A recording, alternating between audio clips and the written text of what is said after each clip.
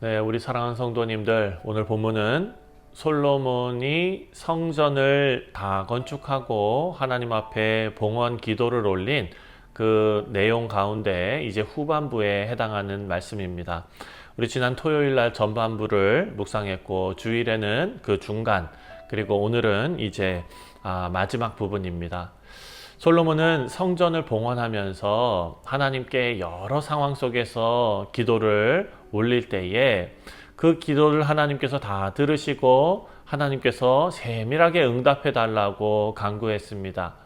특별히 오늘 26절 말씀을 26절부터 말씀을 우리가 쭉 보면 구체적으로 비가 내리지 않거나 혹은 전염병이 들거나 기근이 임하거나 전쟁이나 어떤 이런 상황을 만났을 때에도 이 성전을 향해서 기도하는 백성의 기도를 하나님께서 들어주옵소서 하고 간구하고 있습니다.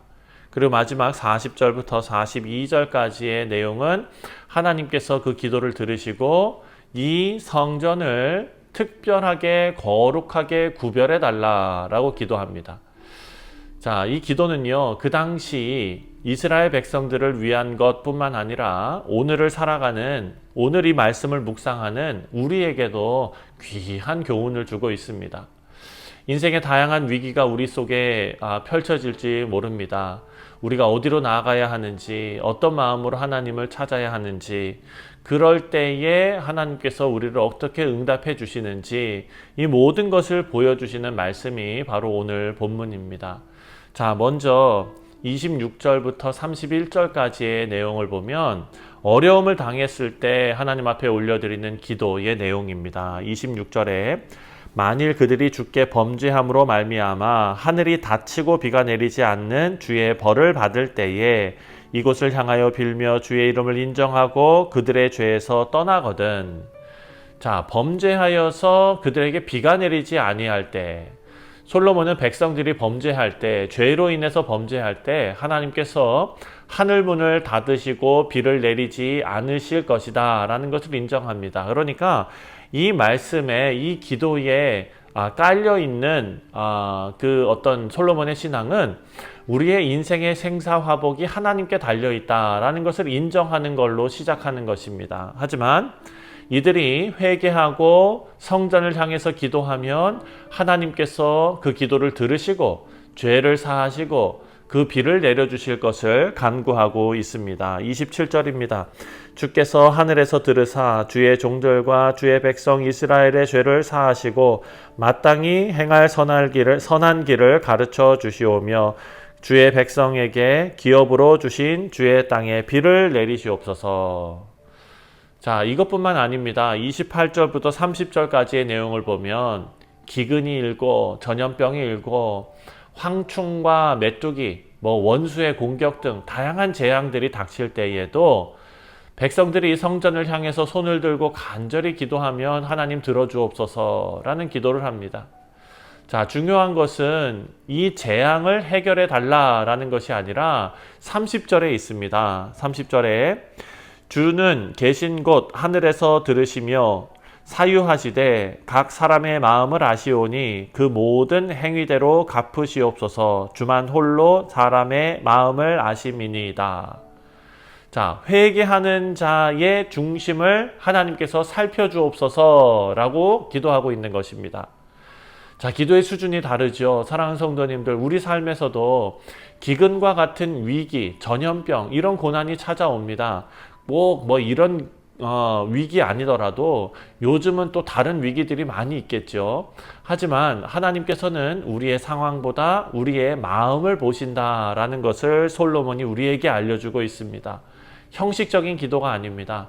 진실한 회개와 진실한 간구를 하나님께서 기뻐 받으신다. 그리고 재앙이 닥칠 때에, 어려운 일이 당했을 때에 하나님 앞에 나아가는 자가 소망이 있다라는 것을 본문을 통해 우리에게 알려주고 있습니다. 32절부터 39절까지의 내용을 보면은요, 전쟁 그리고 그 포로 속에서도 하나님 앞에 드리는 기도가 있습니다. 자, 36절 말씀을 보면 주께 범죄하지 아니하는 사람이 없사오니 그들이 주께 범죄함으로 주께서 그들에게 진노하사 그들을 적국에게 넘기심에 적국이 그들을 사로잡아 땅에 원근을 막론하고 끌고 간 후에.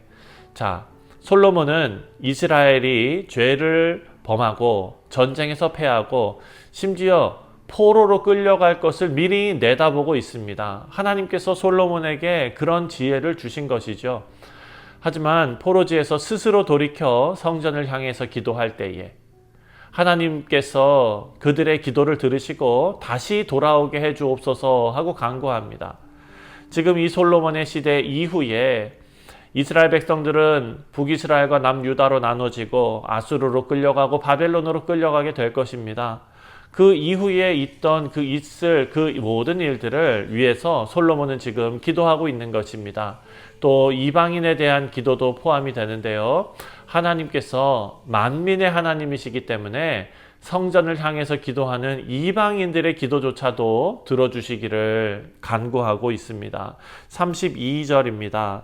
주의 백성 이스라엘에 속하지 않은 이방인에 대해서도 그들이 주의 큰 이름과 능한 손과 펴신 팔을 위하여 먼 지방에서 와서 성전을 향하여 기도하거늘.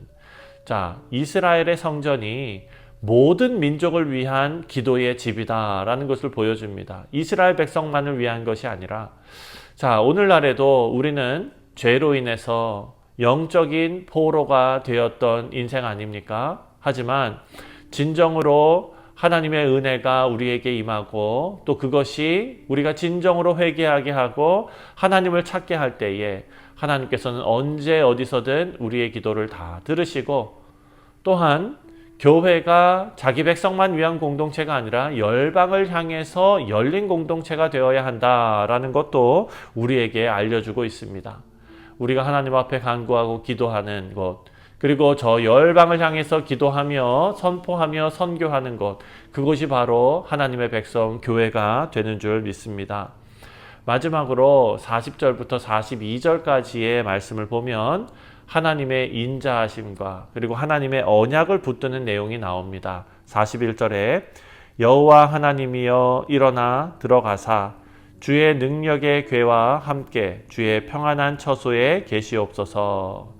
자, 하나님이여 일어나서 하나님의 권능과 함께 궤로 들어가시옵소서, 이렇게 기도합니다. 좀 이상합니다. 하지만 기도의 마지막 부분에 솔로몬이 지금 이렇게 기도하는 이유는 하나님께 성전을 거룩하게 성별해 달라고 기도하는 것입니다. 하나님의 제사장들에게 구원을 입히시고 또 성도들에게 은혜를 주시고 기쁨을 주시기를 바라는 것입니다.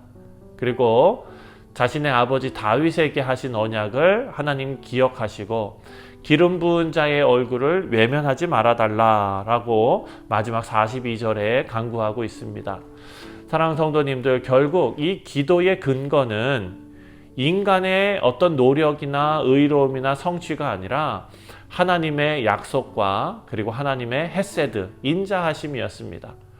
하나님은 다윗의 언약을 신실하게 지키셨고 또 백성을 끝까지 긍휼로 인도하셨습니다. 오늘 우리가 기도하는 이 기도의 확신도 우리의 의로움에서 오는 것이 아니라 하나님의 약속과 은혜에서 오는 것을 꼭 믿으시기 바랍니다. 우리는 연약합니다. 하나님 앞에 나아갈 그런 모습이 아닐 수도 있습니다. 하지만 예수 그리스도의 이름으로 기도할 때 담대함을 얻게 되는 줄 믿습니다. 우리 사랑하는 성도님들, 첫 번째로 우리는 재앙과 위기 속에서 가장 먼저 해야 될 것이 바로 기도이다라는 것을 말씀을 통해 우리가 살펴보았습니다. 두 번째로 이스라엘 백성들이 처한 전쟁과 포로, 그런 자리에서도 하나님을 향해 기도하는 그 기도의 소리를 하나님께서 다 들으신다라는 고백의 말씀을 묵상했습니다. 그리고 세 번째로 성전은 이스라엘만을 위한 곳이 아니라 모든 민족을 위한 곳이다. 자, 이 솔로몬의 성전 봉헌 기도는 우리 모두에게 기도의 본질을 보여주고 있습니다. 하나님 앞에 회개하며 나아가는 기도, 그리고 그 기도의 근거는 언제나 하나님의 헤세드였다. 오늘도 우리 모두는 예수님의 이름으로 하나님 앞에 담대하게 나아갈 수 있습니다. 우리 사랑하는 성도님들 오늘 하루도 하나님의 언약과 인자하심을 붙들고 담대하게 기도하시고 또 하나님의 응답을 경험하시는 우리 뉴욕 성실장로교회 모든 성도님들 되시기를 주님의 이름으로 축원드립니다. 기도하겠습니다.